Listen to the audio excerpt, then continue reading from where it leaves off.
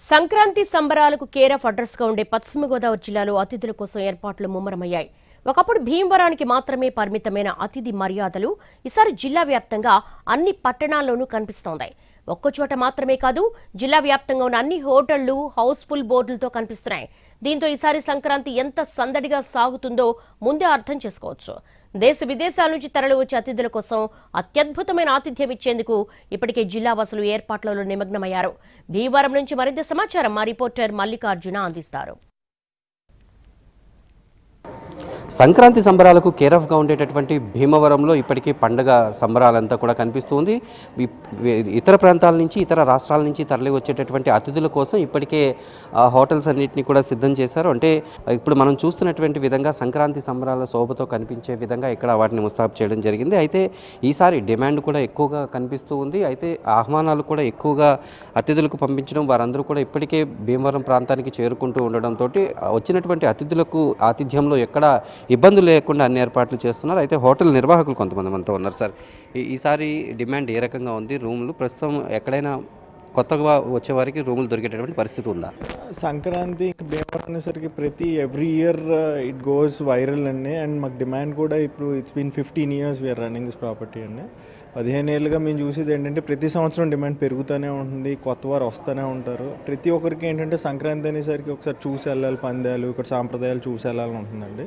అలాగే ఈ సంవత్సరం కూడా మాకు తెలంగాణ నుంచి కావచ్చు, ఇతర రాష్ట్రాల నుంచి కావచ్చు, కొత్తగా వచ్చేవాళ్ళు అని ప్రతి సంవత్సరం ఉంది. అలాగే ఈ సంవత్సరం కూడా మాకు కొత్త కాంటాక్ట్స్ ఏంటి, కొత్త గెస్ట్లు ఏంటి పెరుగుతూనే ఉన్నారు. Who is who in obviously in India నాకు తెలిసినందుకు హూ ఈజ్ హూ అనేవాళ్ళు కంపల్సరీ సంక్రాంతికి వచ్చేసరికి కంపల్సరీ రావడానికి ప్రయత్నిస్తారండి. అలాగే మాకు డిమాండ్ కూడా అలాగే ఉందండి. స్పెషల్ ప్యాకేజెస్ ఉన్నాయి సార్ రూమ్స్ కోసం?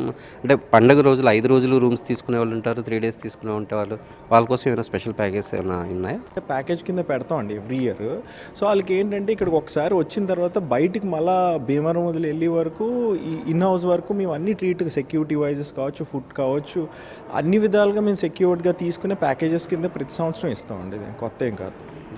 అంటే ఎక్కడెక్కడి నుంచి ఇక్కడికి వచ్చేటటువంటి అవకాశం ఉంది మెయిన్గా? అంటే అదర్ కంట్రీసా లేకపోతే అదర్ స్టేట్స్ నుంచి ఎక్కువగా ఇక్కడికి వస్తుంది?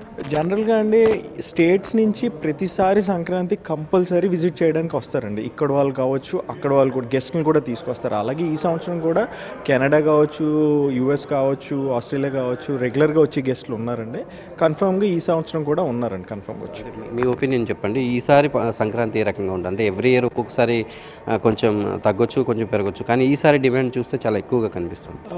లాస్ట్ ఇయర్ కన్నా వీఆర్ ఎక్స్పెక్టింగ్ బెటర్ అండి ఈ సంవత్సరం. ఎందుకంటే 2 years కన్నా అయితే ఈ సంవత్సరం బెటర్గా ఉంటుందండి. మాకు వచ్చి రివ్యూస్ కావచ్చు, మాకు వచ్చి కాల్స్ కావచ్చు, దాని ప్రకారం చూస్తూ ఉంటే బాగానే ఉంటుంది, చాలా బాగుంటుందని మేము ఎక్స్పెక్ట్ చేస్తాం లాస్ట్ ఇయర్ కన్నా. ఇది భీమవరం హోటల్స్లో ఉన్నటువంటి పరిస్థితి. అంటే దాదాపు 3 నెలల నుంచి ఈ డిమాండ్ అనేది మొదలవుతుంటుంది, కానీ ఏడాదికి ఏడాది ఈ డిమాండ్ అనేది పెరుగుతుంది తప్ప ఇయర్ కూడా ఏమాత్రం తగ్గలేదనేటటువంటి విషయాన్ని హోటల్ నిర్వాహకులు కూడా స్పష్టం చేస్తున్నారు.